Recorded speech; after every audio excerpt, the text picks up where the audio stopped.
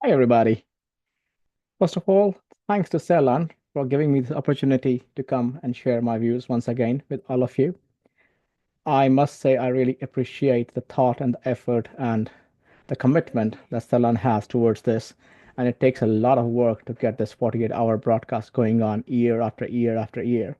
And it's hard to sometimes imagine how he pulls it off. But hats off to you, man. So here we go. The subject of my talk today is it's like a fireside chat with your grandparents kind of thing. AI, is the future gloomy or bloomy? Because what we hear everywhere is so dark and so gloomy that one sometimes loses perspective. So, this is an effort on my side to look at it from a future, sustainability, ethical, and a holistic point of view and see what exactly it is, what are we getting ourselves into, and where are we going with this? Okay. So, ladies and gentlemen, gather around as we embark on a journey through the fascinating world of artificial intelligence, or as the cool kids call it, AI. Now, don't worry if you can't tell a microchip from a potato chip. We are keeping things simple and fun today. So, picture this: you are at home, binge watching The Terminator for the 10th time. Half convinced Alexa is judging your life choices. Hollywood's been feeding us nightmares about AI since HAL 9000. Remember that? HAL 9000 sang Daisy Bell while murdering astronauts. So that's where we started. But here's the twist: real life AI isn't Skynet in a tracksuit. It's more like a hyper caffeinated intern who actually finishes their paperwork.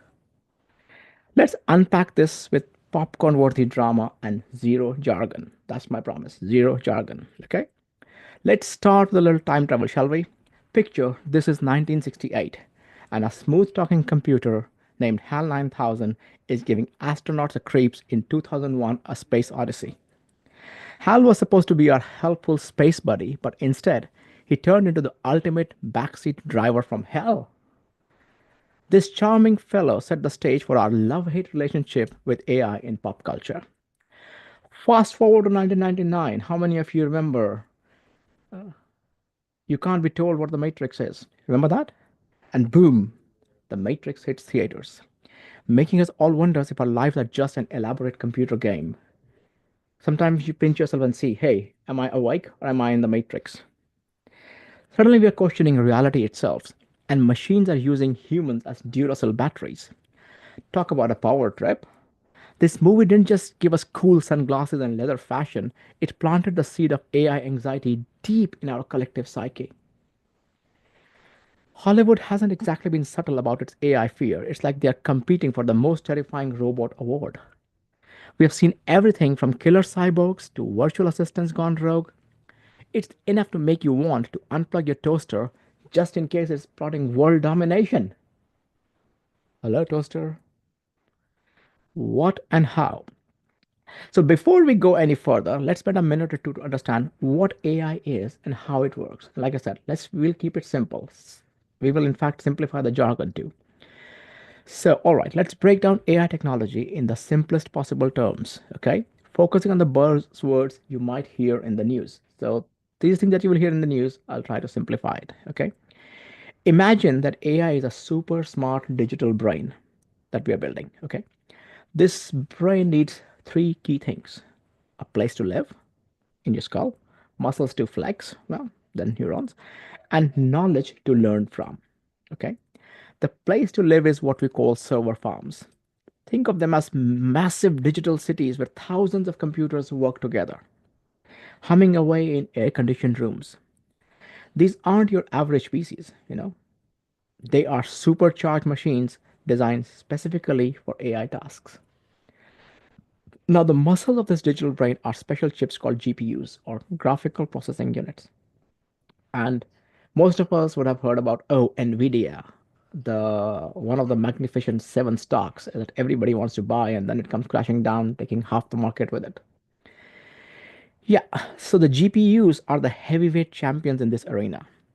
These GPUs are like the biceps of the AI world. They crunch numbers at mind boggling speeds, allowing AI to think and learn faster than ever before. Lastly, the knowledge part comes from what we call LLMs or large language models. Think of these as a gazillion textbooks that you read, like all these books around me. Each one is a small language model. And AI is reading them all up, is devouring them. Yeah. So instead of a few hundred pages, the large language models have digested billions of words from the internet, books and articles, anything you name it. This vast knowledge allows AI to understand and generate human like text, answer questions, and even write programming code. To put it all together, imagine a giant digital library like the US Congress Library. It's a big server farm filled with super fast librarians, the GPUs, and they have read every book in existence. Just imagine these librarians have read every book in the US library, Congress Library. Yeah. So when you ask a question, they zip through their knowledge, consult with each other at lightning speed, and give you an answer in seconds. That's essentially how modern AI works, just a lot more complex on a much larger scale.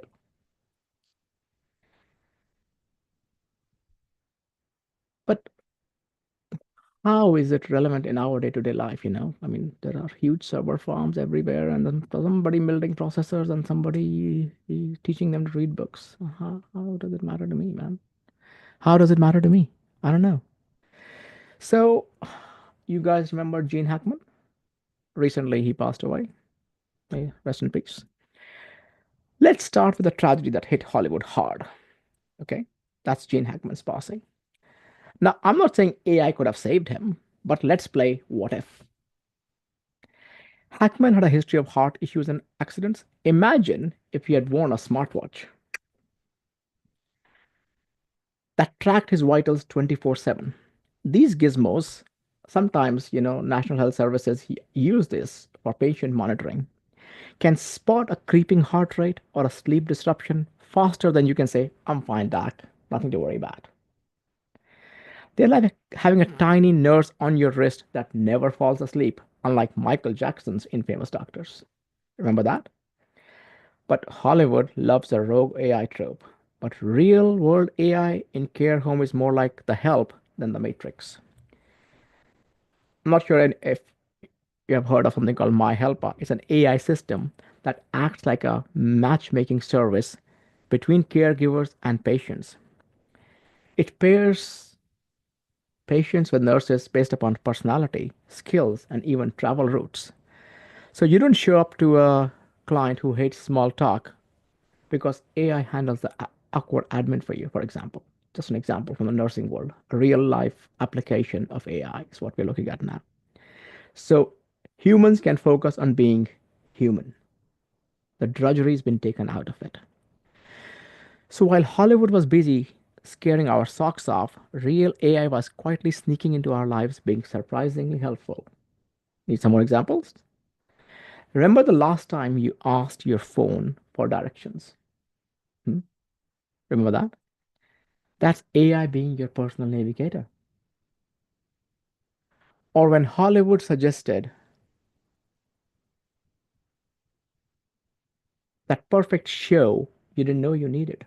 Doesn't matter which service you subscribe to, they all do it. Netflix, Prime, Hulu, HBO, they all do it. AI playing matchmaker with your entertainment preferences. And believe me, I found gems thanks to you might like this or recommend it for you or AI based suggestions that I receive from the plethora of streaming services that I subscribe to. So, and that's the really non invasive and helpful aspect of it.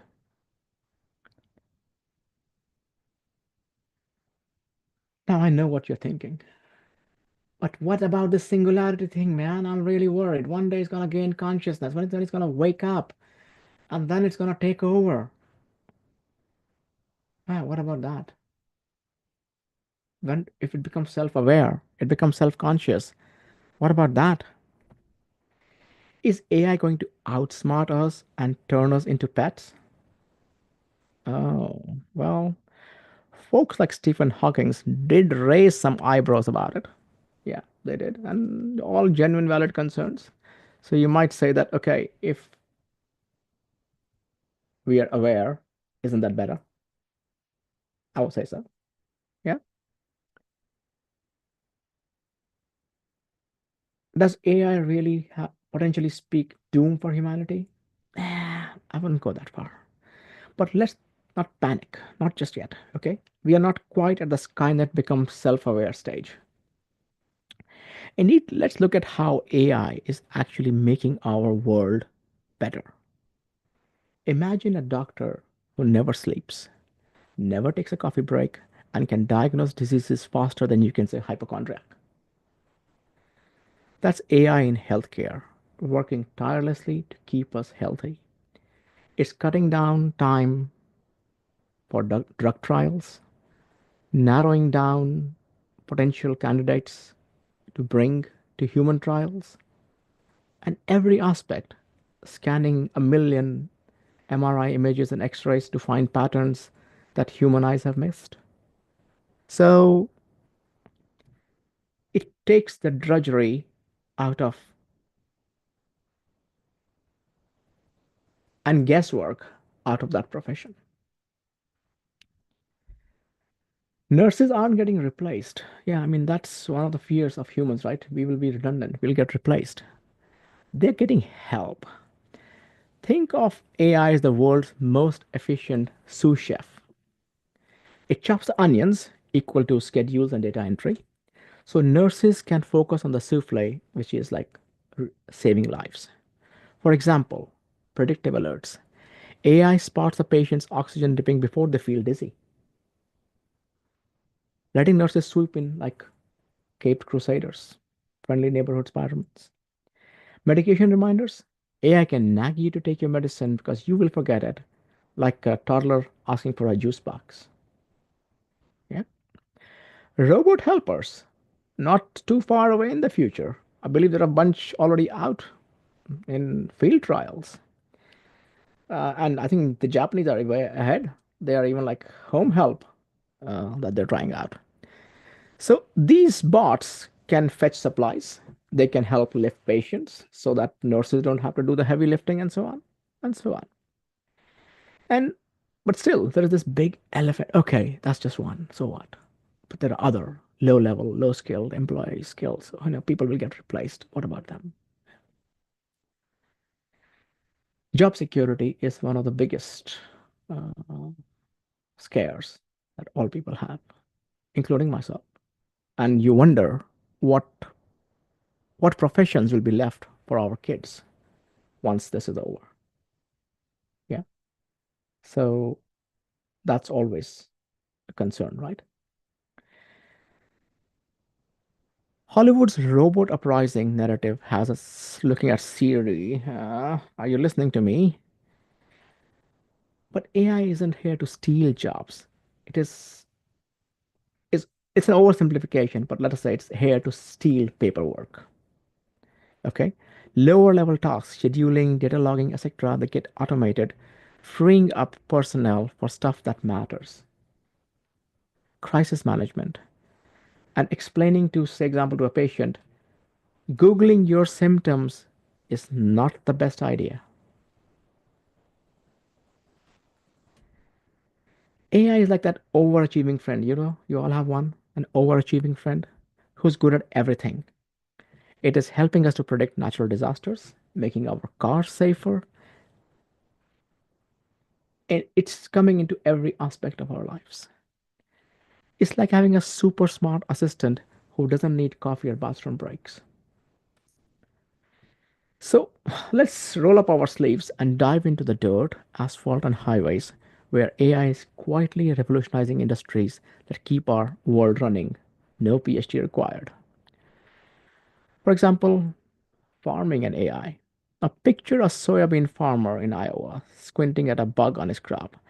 Instead of flipping through a 1970s pest manual, he snaps a photo with an AI app that IDs the critter and prescribes treatment like Shazam for creepy crawlies with 20% of farmers' overstimulation. AI isn't just cool tech, it's survival.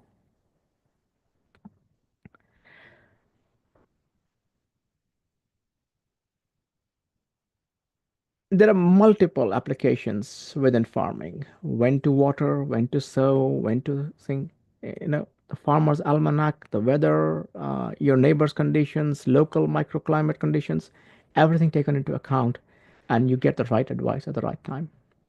Not only that, but automation, machines like robot pickers that can work day and night, preempt a hailstorm, save your crop, and they don't complain about night or day or heat waves. Sensors in the soil, which tell irrigation drones exactly where to water and how much to water, cutting waste. So we've seen good applications in nursing, in home use, in farming, and this predicts crop yields, improves crop yields. So the farmer knows exactly what and when and where he's going to harvest and what his financial future looks like. Similarly, in the transportation industry, AI is backseat driving, but in a good way. Okay. Route optimization, you know that one. When you plug in your GPS and you go ask it, it offers you multiple routes. It even tells you which is the best for fuel economy, best for speed, best for avoiding tolls and saving you money, and so on and so forth. Even tells you where the speed cameras are, you know, and we like that part, don't we? And this is helpful not just for an average commuter, it is helpful for all the delivery services. Do you remember COVID? Yeah, it's like a bad dream we had a few years ago, right? But what COVID did was it jump started all the delivery services. Everybody got into getting things delivered at home, like in 2 hours. Not even tomorrow, not even 2 day delivery. That those are so 1990s, you know? No, 2 hour, same day delivery is what we want now. And all those drivers running around with all those packages and all that food and everything that they're carrying around. They need an optimized route to get around the city. Minimize left turns, maximize right turns, avoid traffic lights, avoid pedestrian crossings, avoid rush hour. Route optimization is one of the most fantastic achievements. It saves time, it gets you your food faster before your slushy melts, or reduces the carbon footprint of the food being delivered to you. Similarly, predictive maintenance. AI can tell, for example, truckers exactly when the engine is about to cough, saving them from becoming roadside attractions.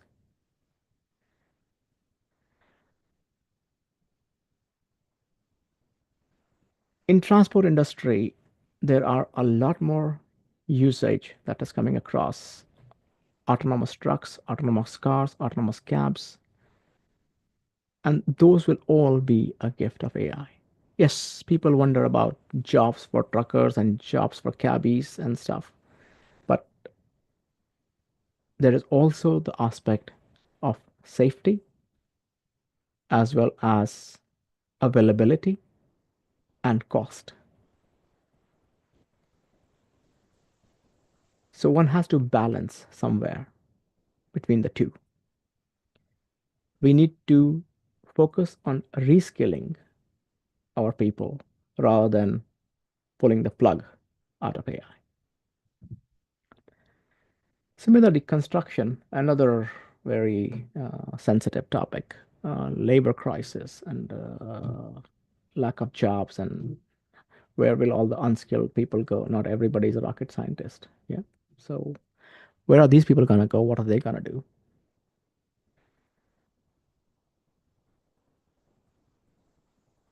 And this is where AI has more to contribute. Yes, it cannot lay bricks, it cannot weld things yet, or it cannot lift stuff up and climb stairs and build a building for you. But it can train your workers. You don't have to send a entry level person onto $1 million train and hope they don't smash everything to smithereens. We are training, so mistakes cost $0 instead of $10,000.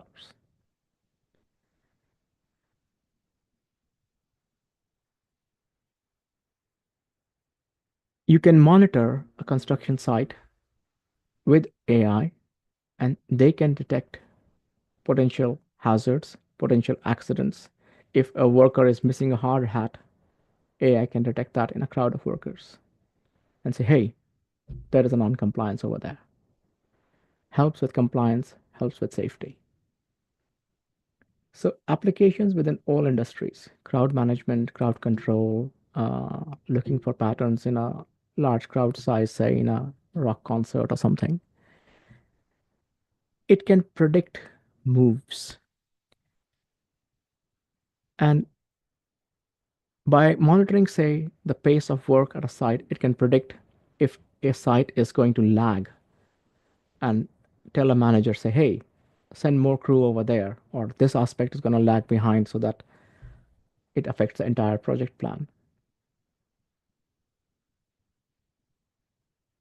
If we put our minds to it, we can find so many more uses to save waste and improve productivity that we will stop looking at it with this Hollywood inspired fear and start welcoming it. So that, yes, this is the next step forward for humanity, for mankind, for a better world.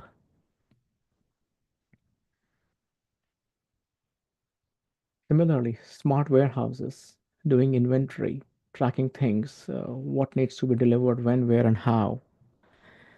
Robots stack boxes in patterns so efficient it makes Mary Kondo weep. You know, Con Marie.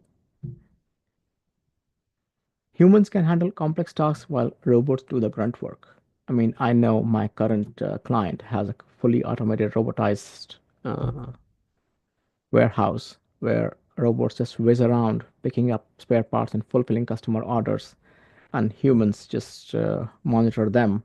And instead of robots monitoring humans, humans monitor the robots, and it all works.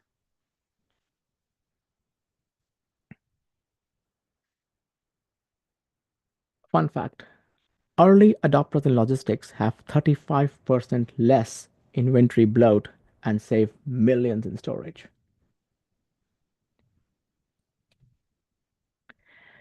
And then back to the question of job security. AI is here, let us say, to elevate, not eliminate.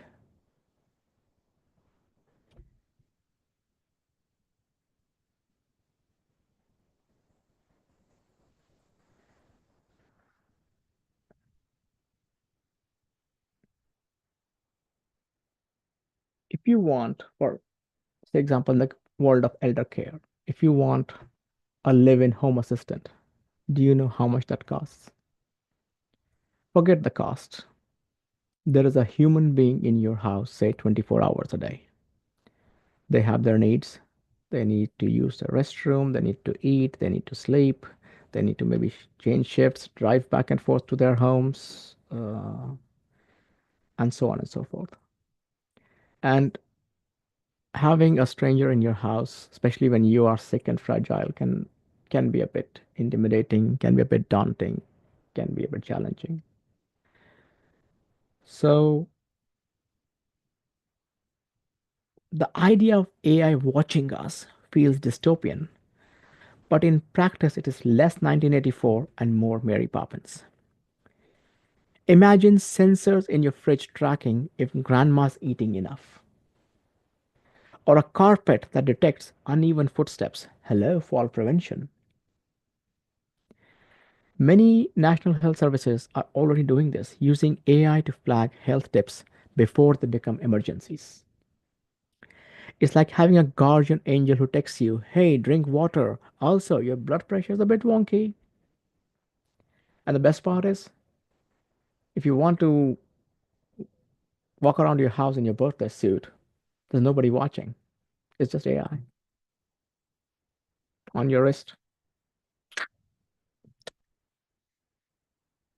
So, privacy is not compromised. And as speech gets better, you can talk to this fellow day and night.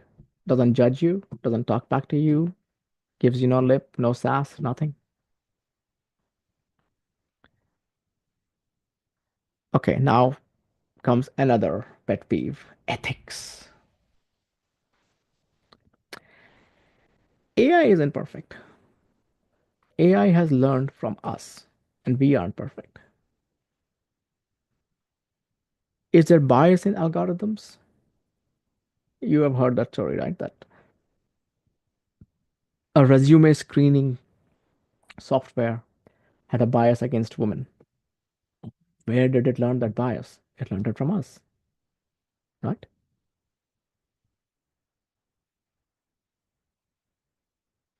We do not want a robot to think that elderly is equal to fragile or equal to burden or chronic illness is equal to hopeless. We can and will teach AI empathy. We can train them to learn about ethics, sustainability, and actual human values.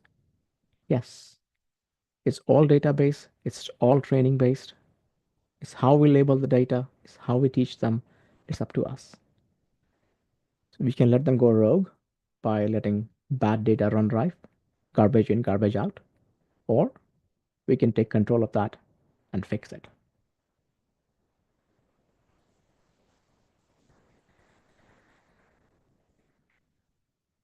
In many organizations, teams are training systems to prioritize ethics, sustainability, and human values. Think of it like raising a digital child who will inherit the planet. Let's make sure it's not a brat.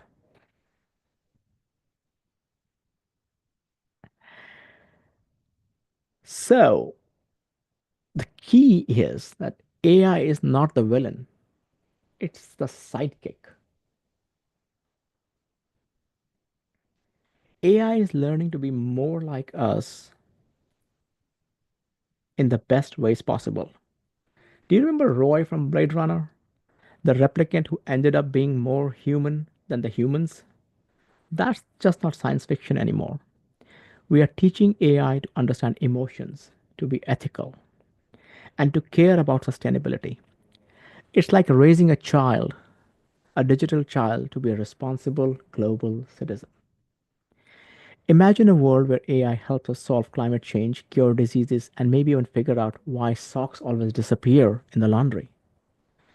We're talking about quantum leaps for mankind, but without the need for those unflattering spacesuits. Of course, we need to be smart about this. We can't just let AI run wild like a toddler with a permanent marker. We need to guide it, teach it our values, and make sure it doesn't accidentally turn the world into a giant game of Pac Man. In our day to day lives, AI is already helping us in ways we might not even notice. It's making sure our pizza delivery arrives hot, it's keeping our inbox free of spam, mostly, and it's even helping you take better selfies. Yes, that perfect Instagram filter. Thank AI for making it look like a snack. Yummy. So, the next time you see a movie where robots are taking over the world, remember that in real life, AI is more likely to help you remember your mom's birthday or making sure you don't miss that important meeting. It's not HAL 9000 or Agent Smith. It's more like your friendly neighborhood Spider Man. Spider Man, Spider Man, friendly neighborhood Spider Man. Just here to help. So, in conclusion, while Hollywood has given us plenty of reasons to fear AI, the reality is far less dramatic and far more exciting. AI isn't here to replace us, it is here to enhance us, to help us be better humans. It's like having a super smart, super helpful friend who's always there when you need them. So embrace the AI revolution. Who knows? Maybe one day AI will finally be able to explain why we park on driveways and drive on parkways. Now, that would be a true sign of artificial intelligence. So, next time you see a movie where robots enslave humanity, remember real AI is too busy reminding you to hydrate, predicting flu outbreaks, and making sure nurses aren't drowning in spreadsheets. It's not about replacing us, It's about letting humans do what we do best: care, create, and occasionally binge watch Office instead of folding laundry. And hey, if AI ever does get uppity, we'll just unplug it and blame Hollywood. Boom. Thank you, everybody, for listening. Have a great day. Cheers.